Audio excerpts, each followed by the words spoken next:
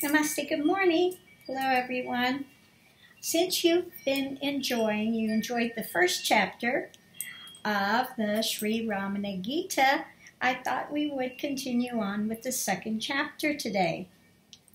So let's see what we have in here today. Chapter 2 is on the three paths. In the Chaturmasya of 1915 of the era of the Son of God, Bhagavan Ramana Maharishi uttered in a verse the essence of his teaching in the interior of the heart cave. Brahman alone shines in the form of the Atman with direct immediacy as I. So as I enter into the heart with questing mind, or by diving deep within, or through the control of breath and abide in the Atman. So again, this is, telling that, like I've always said, the heart of being, that primal is in the heart center. In the heart center, this is your temple, and where you go into the sanctorum or the Holy of Holies would be in the heart center. Okay? It's not in the brain, it's not in the third eye, it's none of those. You stay located within the heart, and the search is done from the heart and remains in the heart. When all falls away, one comes back to the heart, basically. Okay? So it says, whoever understands this verse, the essence of Vedanta, uttered by Bhagavan Maharishi, will never again be assailed by doubt. In the first half of this verse, Bhagavan has pointed out the location of the self in the visible body of 5 elements. Very self-explanatory.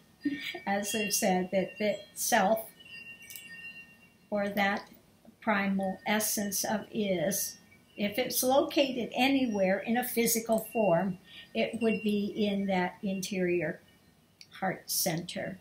And not the physical heart, not the one on the left, but the one that he says on the right. Because everybody, he says, when anybody points, they point here. You'll always point here. Even I point here, and I'm left-handed, okay? Even I point there. Okay, so that's, where it would be located, okay? There is self, identification of the self is affirmed. Difference from God is denied, and direct experience is affirmed, thus dismissing the various descriptive marks of the self. So all the ideas that you have collected about the self, whether it's the eternal is of Parabrahman, or whether it's the ego self, all the illusions and things that you have gathered, the ideas about it, will fall away when you have the genuine truth. When the genuine truth arises, the rest of it will be blown out. Okay, will no longer have any effect anywhere. In the second half, instruction is given for the practice by the disciple of 3 different methods, which are in essence one. So there are many ways, many paths that one can walk. There's not only one singular way to get to where you want to be. Okay, we'll look at these paths that he's espousing here. The first path is termed Margana, quest. The second, Majjana, diving in. And the third, Pranarodha, or control of the breath. This is the second chapter entitled The Three Paths in Sri Ramana Gita, the science of Brahman and the scripture of yoga, composed by Ramana's disciple, Vasishtha Ganapati. Now, Vasishtha Ganapati was with Ramana for quite some time, so he's heard everything that he's had to say. Okay, so we're going to look at these 3 different types of path, and I'll try to explain it to you a little more detail. The first path, which is quest. which is done by looking, observing, what is this I and what is it not? Okay, you have that path of observing, and you say, it's not this, it's not this, it's not this, it's not this, okay? So that's the first path, the path of questing, okay, of sitting there, doing your meditation, being fully in the moment, fully cognizant of what is going on around you, and looking and watching and dispelling the false notions that come up. You keep looking, is this the self? Not this. If it's something that's transient that comes and goes, that cannot be the eternal is. That cannot be the Parabrahman. That cannot be that light of being. That cannot be the spiritual essence. That cannot be that Atman, okay, minus coverings, okay. If it's transient and it comes and goes, and you watch to see what comes and goes, what comes and goes, what comes and goes, and that which remains unchanging is that divine is or Parabrahman. When you come to that, all the illusions will be broken through. Okay, so that's number one, the path of quest. The second path is called Majan, or diving in. Okay, one can also do a point of diving in, like if you are, say, you have one that you're Shiva worshiper or Krishna worshiper. It doesn't matter which of the aspects and faces of this God energy that you want to espouse to know. Or Kali. You could be also Kali. Let's take Kali. So those that are on a bhakti path, okay, they dive into the heart of being. They lose themselves within that. And if you are so worshiping of that you give up yourself into that, then this is that path. Just a moment.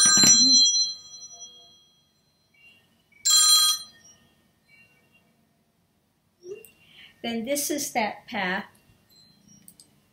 of diving in. Okay? This is the path of diving in. Because when you're in love with your beloved, and you are so in love, you know, that heart, you dive into that heart and it expands out and it engulfs everything. First one goes to oneness, one goes to that point of God, they call God consciousness, or everything becomes God, everything becomes a manifestation of that. Whether it's Krishna, and you see everything as a manifestation of Krishna, or it's Kali, and you see everything as a manifestation of Kali. And then one goes even deeper into that to where one becomes that. Okay. Ramakrishna famously said, and he was a great Kali devotee, I don't want to become the sugar, I want to taste the sugar. So he never went fully forward to realization. He did not want to become that essence. He wanted to worship and dance with that essence. He wanted to be in the Dvaita, remain in the Dvaita world, where he could dance with Kali and play with Kali and have a relationship with. When one goes into realization there is no relationship with, that falls away as there is only one. There's not the many. One goes from that divisatory world of many, seeing many, and under the illusion of many, to where there is no longer the illusion. One is then, at that point, seeing only that primary is as the point of being for everything that exists. Okay. So that's the second path of what they call diving in, or, you know, becoming the bhakti path, or the, you know, the path of diving into that. The third path is that of breath control. Okay, so this is what I've explained to my students, how to do a balanced breath, how to remain in the heart center, how to observe and to stay there. And when the breath and everything become balanced, you get to 0 point, okay, 0 point, where everything deconstructs into that is, okay. So that's the point of coming to absolute total balance, okay. So that is the control of the breath. See, when the breath is controlled, then it also kind of falls away. And I can see that happening because when one enters realization, all of a sudden it's if everything stops. There's no you that's seeing. There's no physical world that's seeing. There's no manifestation of anything in the Divida realm at that point in time. One's not seeing with physical eyes. It's not a seeing with the 5 senses. It's not that. It's beyond the 5 senses, prior to and beyond the 5 senses. Okay?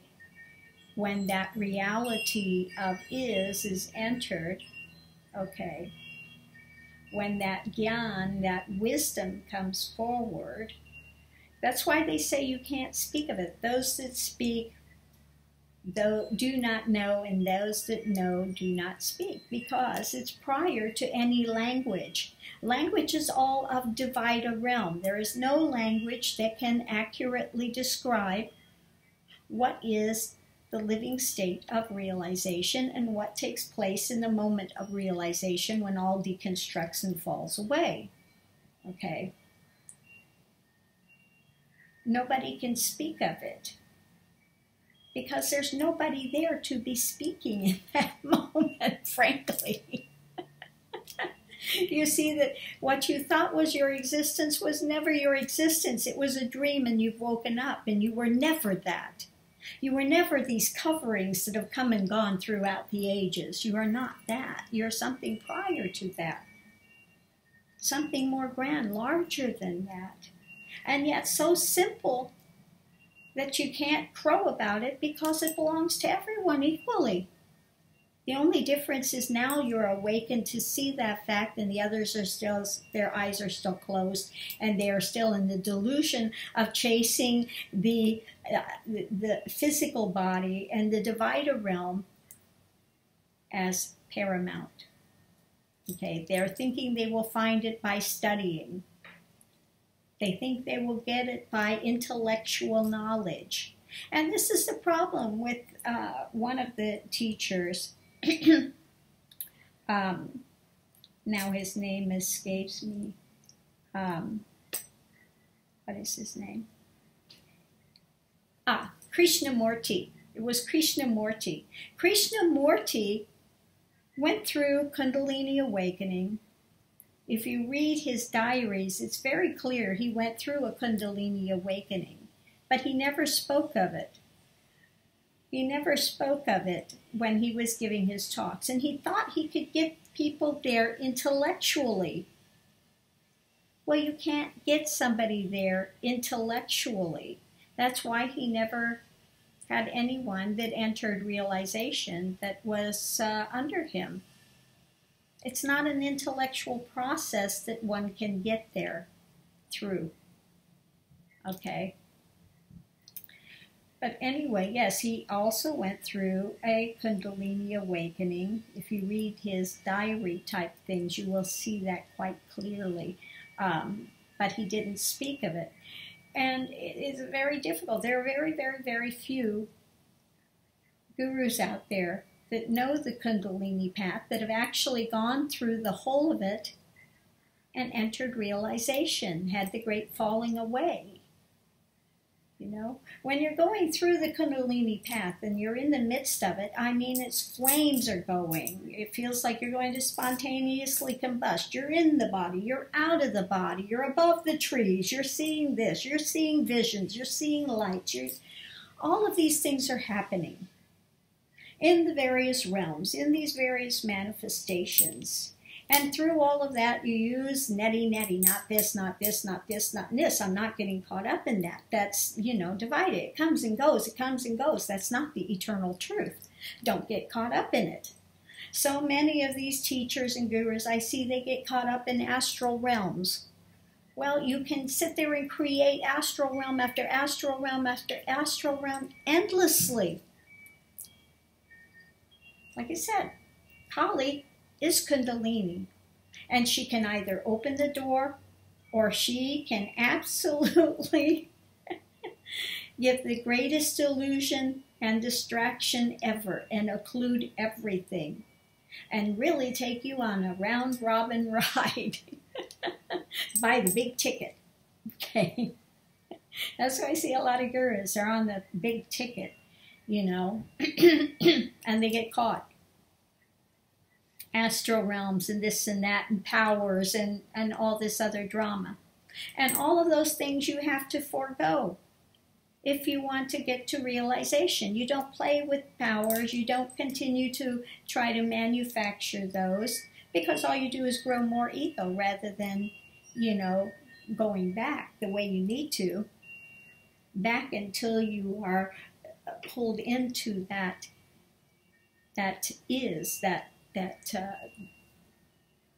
Brahman, if you will, into that great self.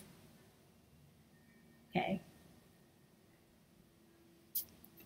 So there we go, a little more light. So anyway, that's the path to realization. Okay. Again, if you're going through Kundalini, there are 7 different realms of consciousness that one goes through. So many of these fake teachers will tell you their chakras, they're located in the body, and you do this and you do that and you do all these.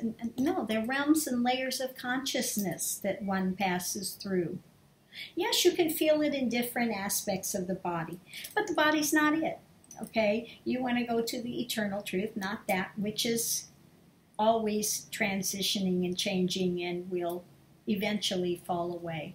Okay, so again, I don't ever get into talking about chakras and doing this and doing that, because they're just absolutely wind up being distractions along the way. My guru as well, he just, I took up the mantle of aiding people with Kundalini. He didn't want to do that because people come up with the most ridiculous questions on Kundalini. That just absolutely bizarre, nonsensical things that they get trapped in. Okay. So I took up that mantle. Okay. When he commissioned me to be a guru.